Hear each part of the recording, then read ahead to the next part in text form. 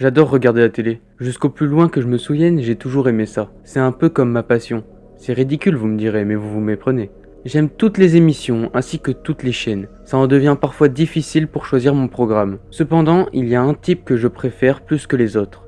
Vous savez, ces émissions qui nous reconstituent des meurtres, des viols et d'autres affaires similaires. Je pourrais passer des heures à regarder ce genre de trucs. Je n'ai pas beaucoup d'amis proches, je suppose que c'est en partie à cause de mon addiction. Mais si je me suis réfugié là-dedans, c'est justement parce que je suis seul. Un foutu cercle vicieux duquel je ne peux pas sortir, et qui s'aggrave de jour en jour. Mais au fond, je supporte plutôt bien cette solitude.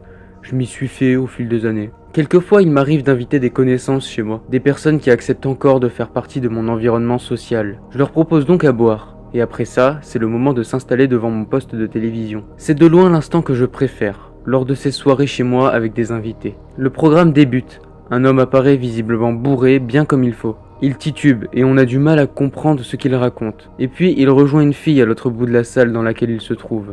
Une cuisine visiblement. On peut sentir la terreur dans les yeux de celle-ci. L'homme se rapproche d'elle de plus en plus, d'un air menaçant. Les yeux rougis sans doute par une drogue, toujours en titubant lourdement. « Mais cours, vite, tu vois pas qu'il est dangereux ?» Elle s'exécute alors. Malheureusement, cette tentative est vaine. Elle remarque qu'elle ne peut pas s'échapper de la pièce. On ressent sa panique. L'homme se jette sur elle, lui assène quelques coups violents au visage et se met à l'étrangler. Elle perd connaissance. Je regarde mes invités. J'espère qu'ils apprécient la soirée. En tout cas, ils ont l'air vraiment envoûtés par le programme. L'homme se met à arracher les vêtements de la fille d'une façon plus que bestiale. Ensuite, il la viole. Et puis, c'en est fini.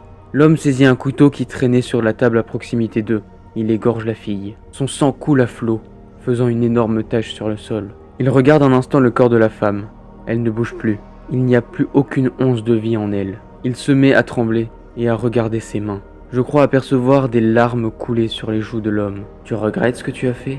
lui dis-je. Il tremble de plus en plus. Il a visiblement l'air en état de choc. Et puis, il récupère son couteau et se le plante à plusieurs reprises dans le cœur, jusqu'à ce qu'il finisse par succomber. Je me lève et j'applaudis. Je regarde mes deux invités gisant là, au milieu de la cuisine. Je quitte mon poste d'observateur qui était le salon. Je déverrouille la porte de la cuisine. J'admire le bain de sang qui se trouve dans cette pièce. Tous les recoins ont été éclaboussés. La table, le carrelage, les murs, la baie vitrée séparant la cuisine du salon. Il faudra que je nettoie tout ça, et que je me débarrasse des corps de mes invités. Il faut ce qu'il faut, n'est-ce pas ? Tous les moyens sont bons pour conserver ma passion. J'aime vraiment regarder la télé.